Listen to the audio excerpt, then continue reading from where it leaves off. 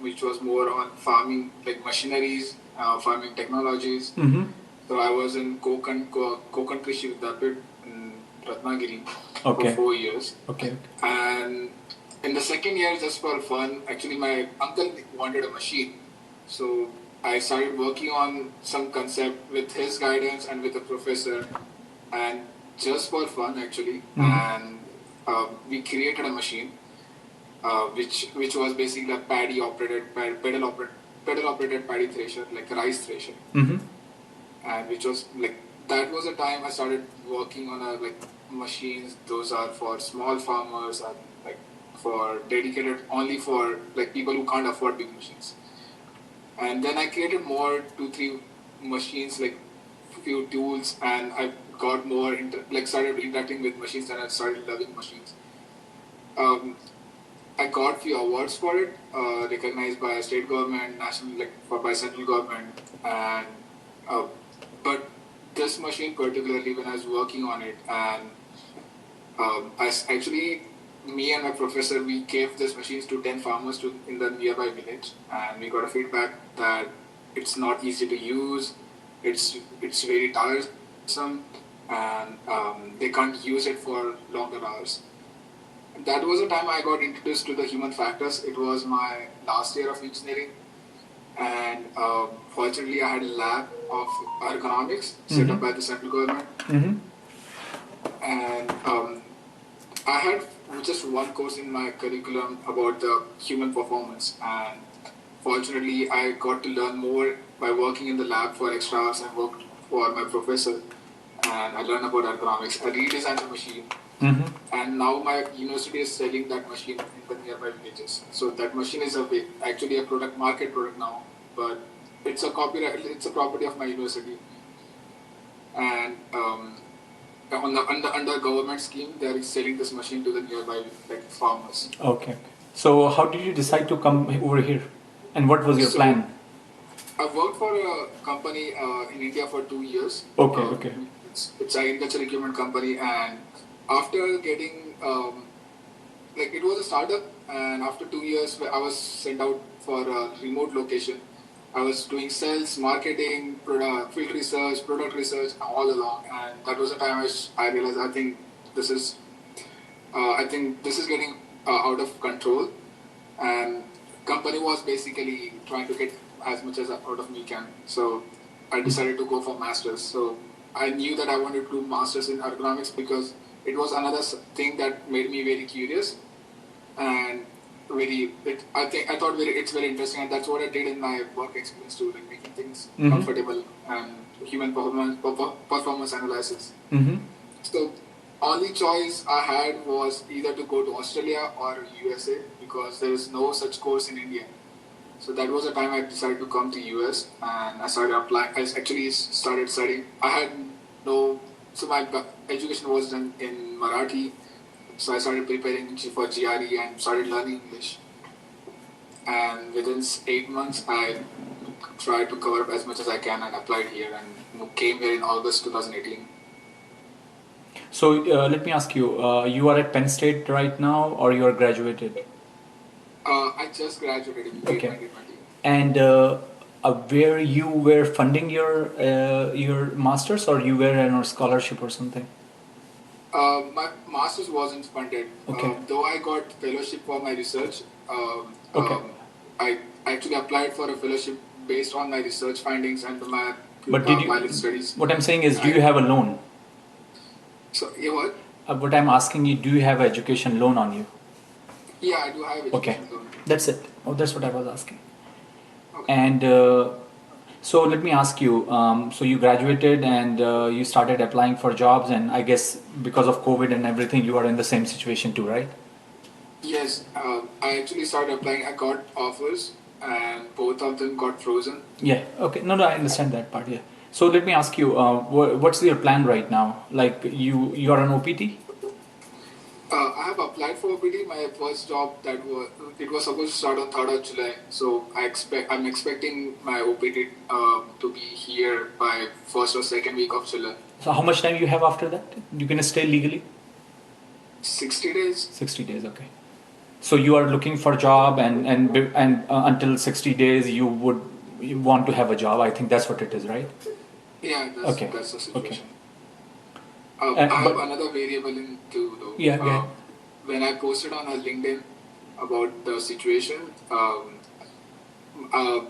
head of Department of Architecture Engineering of my same university, she approached me with the opportunity, the PhD. So that is one of my question.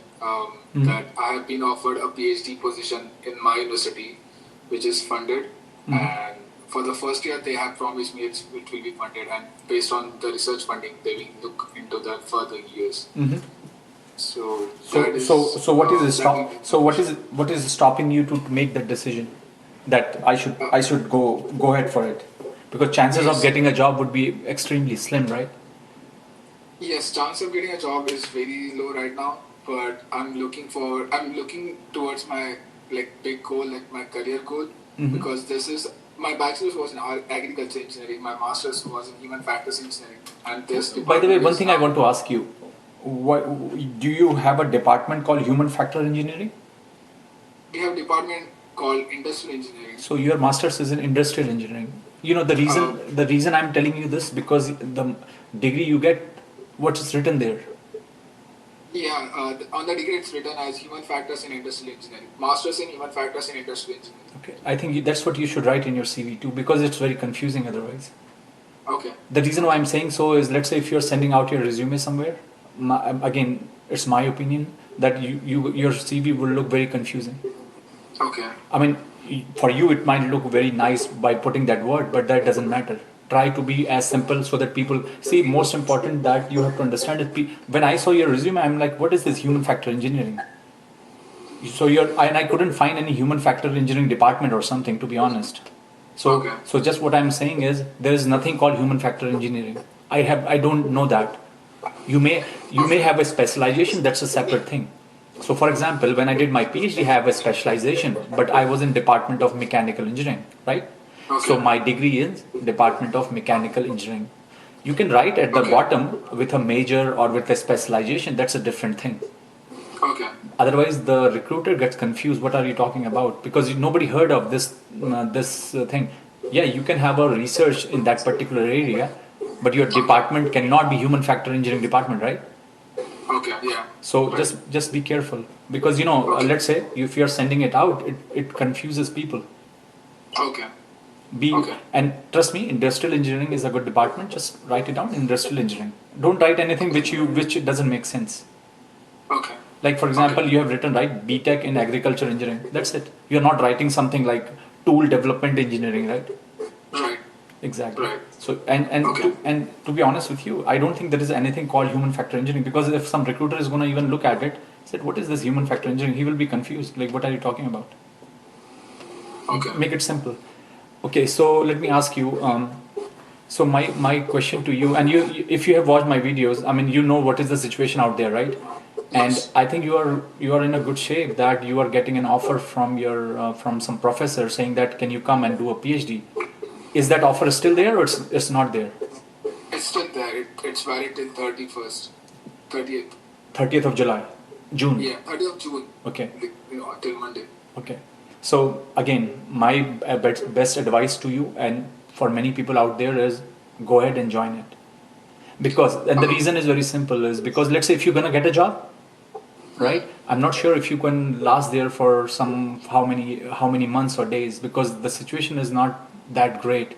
A lot of people who have a job are losing their job. So let's say for example, if you find a job, right, and they lay you off in December, what are you gonna do? That's my point. And there's a risk. I'm not saying that will happen, but you will carry that risk considering this COVID situation because still there's a problem. And a lot of my thinking is maybe in Q3, Q4, a lot of layoffs going to happen again when the results are going to come out. Okay. So again, depends on what the company. So let's say, for example, if a company is a startup, let me put it this way, extremely risky. Versus a company which is as stable as General Motors or GE. Again, risky, right? People are being laid off. So again, make sure that It depends on the job type. It depends on the job profile. If let's say the job is in the area of business development or manufacturing, let's say, right, you may be okay because still you can get some work. But if your job allows you to, and again, let's say even if you're manufacturing, if you are forced to stay at home, because that many people are saying that that in maybe in November or something, this is going to come back, the COVID, and everything is going to stop because of the flu season. Okay. I'm just giving you, so you will carry that risk. And let's say, I mean, you don't have time, to be honest. They have told you till 30th. So what are you going to do, right? That's the other thing. So let's say if you're going to say, let me take a risk and let me try to figure out a job. This is not the time to take a risk, considering the situation is so bad, right? Because let's say if it was 2019, I would have said that, yeah, go ahead, take a risk, right? But considering the risk and everything, and on the top of that, with H1 visa, you heard the situation right now, right? So if you think of for a long, and I don't think this will stay for a long, but who knows, right? And if I look at the immigration situation for last 10 years, because I have seen the whole pattern, I don't think it's getting better. It's getting worse and worse, to be honest. Right. And the only way if your plan is, here's the thing. What is your bigger goal? Let me ask you 10 years down the road or 5 years down the road, what you want to see yourself? What do you want? And tell me in a very, very clear and few sentences, like, what do you want to see? Like, for example, if you ask me, Amit, what do you want to see 10 years down the road? I would say, I want to be the vice president at Google. Okay. So I want that clear statement. And again, more clarity will be, I want to see myself as a vice president for Google in California. That's my goal, right? Okay. So if you have that clear mission statement for you, then things will be much easier to make a decision. See, the confusion comes when you don't have a mission statement. You are not sure. You're like, I'm not sure. So then I cannot give you a clear answer, right? So if you can give me, I know for sure, and you can take a week or so to do that, that's fine. If my clear goal is, I want to work in an agricultural company in India for this position, I can tell you the answer right away what you need to do, right? But if your goal is, I want to work for what that equipment company, the agricultural equipment company, Mahindra. yeah, John Deere, right? If you want to say, okay, yeah, here's a good answer, right? If you want to say, Amit, my goal is to become a vice president research in Mahindra. Or let's say, to start with, my goal is to become a research engineer in Mahindra in India. That's one. Or you can say, my goal is to become a research engineer in John Deere, right? Two clear statement. Then the answer is very clear. What you have to do, right? So what I'm saying is make your statement very clear. That's why I ask you. Many people take decision because they have loan, and that's the reason I ask. If you have a loan problem, then of course many people have to say, I can't go back because I have to pay the loan. Let's be realistic, right? So that's again different situation, and that's the reason I ask you. Because if you don't have a loan, let's say, right, then there's no obligation, let's say, and then your goal is, I want to become an engineer in Mahindra, then I would say, probably you have a good experience here, probably you want to try applying at Mahindra. Again, depends on what you want to do. You probably want to finish your PhD and then go back. At the same time, probably do some internship in Mahindra, when you in summer. That's how you build the thing. And by the time you graduate, you will have some contacts there, and you say, here I am coming for a job. Same thing. If you want to go to get a job in John Deere, you can say the same thing. You say, go for your PhD and develop some and do some internships there, and once you graduate, you will have a job. Again, just be clear on your mission statement. And the other thing I want to tell you is, another thing that many students get confused is, again, if you want to stay here, and let me be very clear with that, if your goal is I want to stay in here, or I want to go back to India, two things. If any student want to stay here, even today, and that's what I've seen, if you have an advanced degree, your chances of staying here are much better. Not with masters.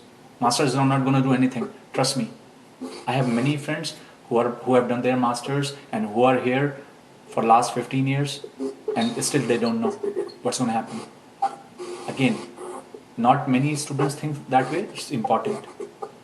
So if the way the situation is going right now, if you have an advanced degree in STEM education, the chances of getting even H1 now, to be honest, if because they have said right now there's no lottery. So so They're changing again, into merit system. exactly. So if that happens, even green card, that's how it is now. Being from India, that's more important. Being from China, Korea, or being from Vietnam, or being from Indonesia, or being from Europe, different situation. But if you are Indian, if you have a PhD, trust me, that's the only way you can stay here. But you can say, I don't want to stay here. That's fine. Then you don't have to worry about that, right? So you can make your decision that way too. But many students come here, they say, no, I don't want to go back. I want to stay here. Then you have to think like that. Again, What if I be say clear in that- your mind. Yes. What if I say that in the next 5 years, my goal has always been to learn as much as about the UX or the human factors, and I have always planned to start something of my own in the future. Where? That's the problem. No, I can't solve that problem. You have to answer that. That's what I said. Your mission statement has to be clear. See, the confusion, and trust me, you're not the first person I'm doing it. I have done thousands of students, and that's the only problem I see. Every student, each and every, their statement is not clear. See, when I came here, I can brag about that whatever I can now, but my statement, one thing was very clear in my mind, that I have to do PhD. I was very clear. There was no confusion, not even an iota of doubt. So I did my master's, I did my PhD. But many students who come here as a master, they're like, I want to do master's, get a job. And then what I should do now? Again, the better clarity, the better it is. Okay. Because what happens is, if you have a clarity in your mind what I want to do, then you will start working on it now. And that's very important. See, career building is not a one-day thing. It takes progression, right? For example, where I am or where anybody will be is not for that particular day. You clear that interview, right? It takes time. It's a process. And again, many people say, I want to become a CTO at John Deere or a CTO in Mahindra. It's not going to happen in a day. Work on it, right? So that's what I'm trying to tell you, that you got to work on it. And the clarity you have earlier, the better it is. And don't accept anything out of desperation. That's one thing. Trust me. It's not going to be good. Oh, I cannot find anything. Let me grab this. But let me tell you, another thing that I have seen in many students is, sometimes they come here as a master's and they always have this desire, on back of their mind, I want to do my PhD or something else, but probably now is the right time to do it because something is forcing me to do it because I can't find a job, which is fine. But I met many students that said, there is no way I want to do a PhD, but can I do it because I can't find a job? My answer is no, no, no. You are putting yourself in a big trouble, because for a short while you're fine, but after 3 months or 4 months you will be like, what the hell I did? And that's a tough situation to get out, because not only you're cheating yourself, you're cheating somebody else too. You don't want to do that. It's a bad name. Okay? Actually, thanks for sharing that. Yeah. That helps us actually a lot. Because I was confused about, so the thing that was stopping me from doing PhD was only because I wanted to find a job, but I was pretty clear that I want to do a PhD in my life.